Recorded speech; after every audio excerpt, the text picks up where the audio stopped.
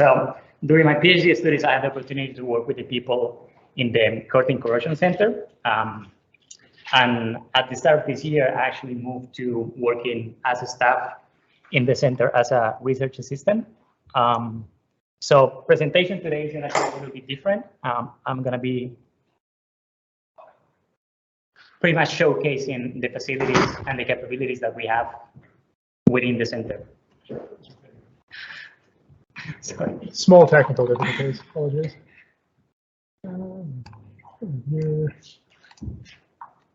Take care. Good. So yeah, I'm just pretty much showcasing the facilities of the Curtin Corrosion Centre, what we do, and how it can be related with flow assurance, and especially habits, right? So I'm going to start talking about our team. So we're closely to above 50 members. We have 27 researchers, 10 research associates, 3 adjuncts, and around 10, 11 PhD and master's students, HDR students. We have consolidated academic partnerships. So obviously UWA. We have also worked with people from Curtin University and Monash University. With Monash, we work in some really cool 3D printing stuff with one of our PhD students. We also have partnerships with universities in the US, so Ohio State and Ohio University, with Ohio University having the best corrosion center in the world for especially CO2 and sweet corrosion. Then also people from Norway, so NTNU, and over the last 3 to 4 years, we have been working with people in the Hamad bin Khalifa University from Qatar, in Doha.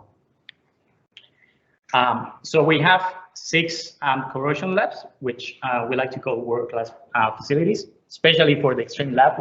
I'm going to be talking about that a little bit later in more detail. We have our general lab, we have seawater lab.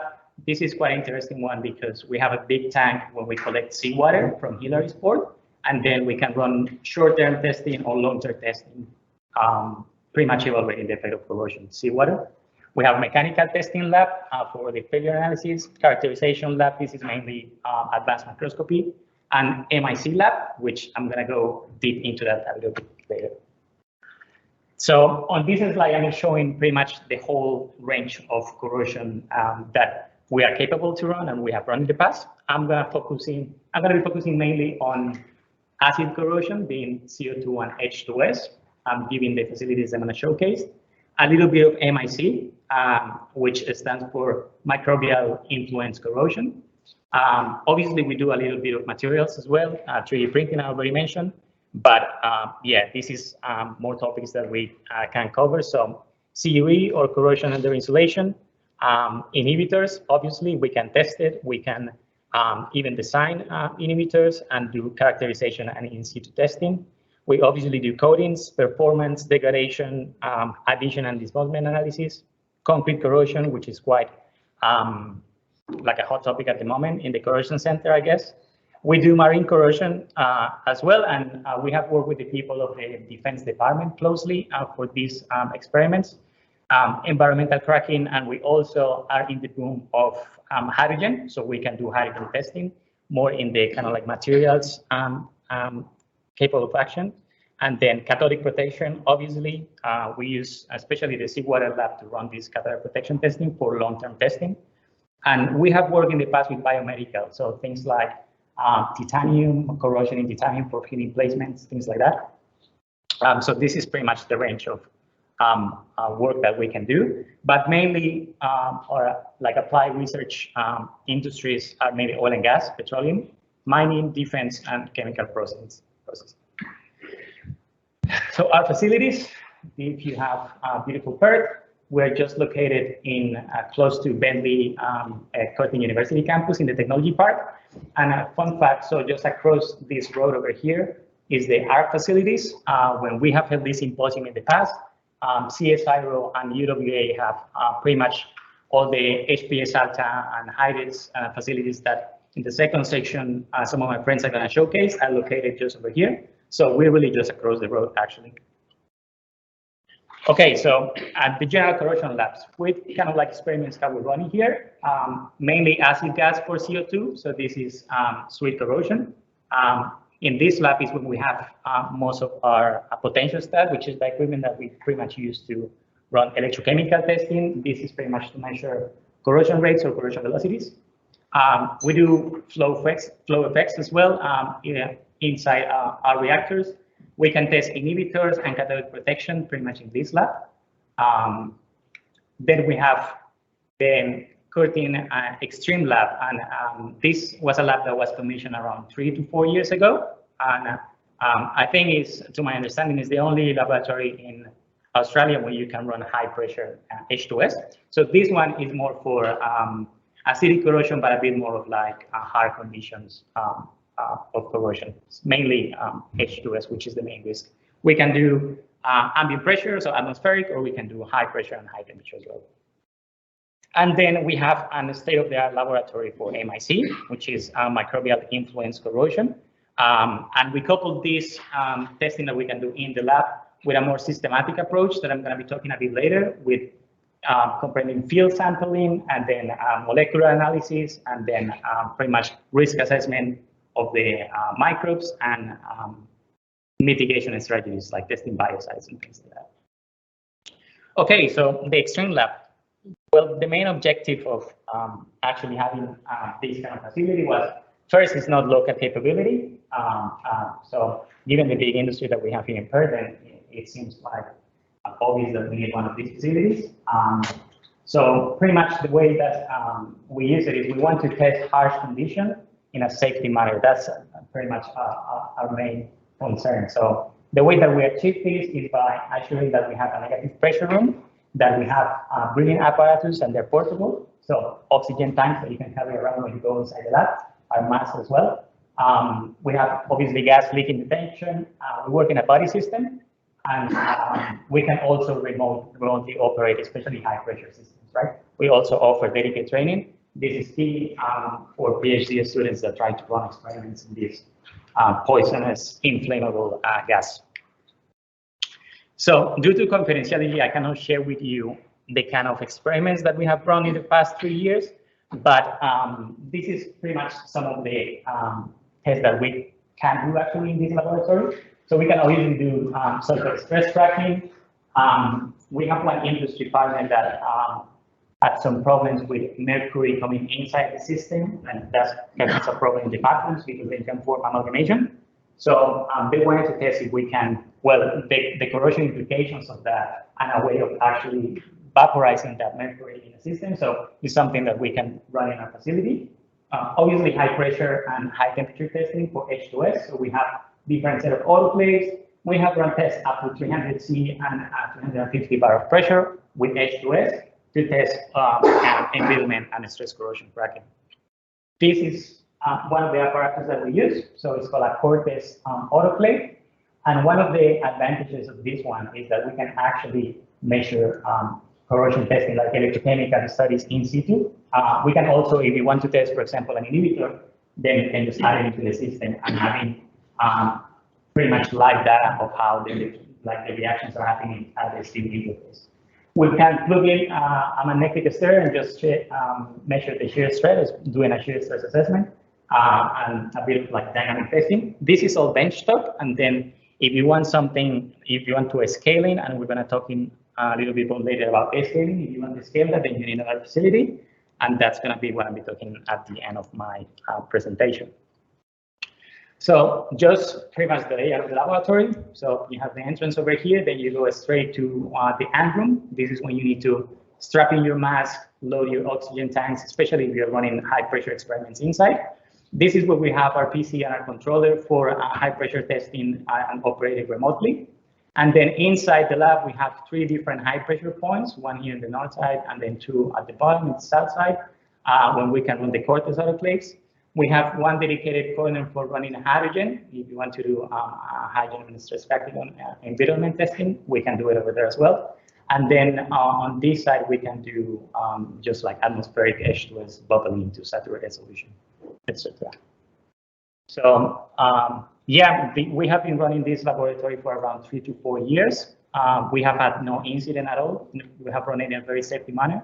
So we have proven ourselves capable of actually doing that. And yeah, if you are keen, then there is a big crew of the center here, so we can have a chat about this. So now this is something completely different. This is actually quite interesting because even within material science, this is quite a bit of talk of this topic, and is the influence actually of microbes in corrosion or increasing corrosion rates, right? So that's why it's that MIC. It's pretty much the degradation or deterioration of a steel sample or an alloy or a metal by the presence and the activity, and activity here is quite critical, of microorganisms in the surface. So it's not only about the presence, it's you may have bacteria, but they're actually not attacking your steel. So the activity is the key. So some of the challenges of MIC, I like to talk about, well, as you can see in the graph, starting from monitoring. So we need to develop sensors and biomarkers, right, for like life system. We work with the assessment, and in this is quite actually an exciting field to jump in to explore because it's not too much about MIC prediction, so developing models and data integration. We have an outstanding PhD student that is actually working with machine learning to actually come up with modeling this. We also work in mitigation, obviously. We work with how we can make leaner biocides and improve the efficiency of these ones into kill microbes, and obviously education and training. So the problem with MIC is like we need to tackle it by academic and industry engagement pretty much. So a systematic approach to MIC, what we offer in the center. So first, we start with field sampling. This is quite critical. So there are some protocols that you need to follow, and you want to do the sampling and the testing of the amount and type of bacteria that you have pretty much right away. Timing is quite critical in this part of the whole approach. Then you do microbiology assessment. So this is pretty much to quantify the concentration of bacteria, the activity and the composition. If you have bacteria that is sulfur reducer or oxygen reducer, things like that. Then once we have identified the microbes, then we jump into a lab and we actually do the risk evaluation. This is pretty much separate what specific type of bacteria, put it into the conditions that you may have in your system, obviously with a steep coupon, different environments, and actually measure if that bacteria has a potential to actually increase corrosion. If that's the case, then we move to the mitigation treatment and how we can effectively treat that flow assurance risk, right, by the bacteria. So we have worked with like really innovative tools. Over here, I'm going to talk about qPCR and live PCR. And that might ring a bell because it's the same pretty much technique that they used to identify COVID virus. Sorry to go back to that, but yeah, this is pretty much how we do it. So in the past, we use qPCR, and that technique pretty much gives you a count of how many active, inactive, and dead bacteria you have in your system. And the thing with this one is that you can maybe overestimating the amount of bacteria, then you probably may be using a lot of biocide that you really don't need. So with the advantage of the qPCR is that you kind of like discarded the ones that are dead. So that allows you for a better estimation of the count of bacteria that you have in your system, right? Now, this is a pretty fascinating study that one of our PhD students did in the past couple of years. And it's pretty much the effect of the deposit composition for corrosion, right? So we have here in the left bottom side, we have iron sulfide deposit. This is the one that you find when you have soil corrosion. Then you have sand. If you have an acid that is producing a lot of sand and you have deposits in the bottom of your pipe, then that's another scenario. And then magnetite deposit, this is the one that you have when you have CO2. So iron oxides, iron carbonates, things like that. And then one specific type of bacteria was selected for this test. So here in the graph, I'm showing you maximum pit depth in the first y-axis, and then pitting corrosion rate, this is in millimeters per year, on the secondary axis. First thing is sterile conditions, so pretty much system, deposit, no microbes. And then you can see that pitting corrosion rates are quite low, same with maximum pit depth, below 50 microns.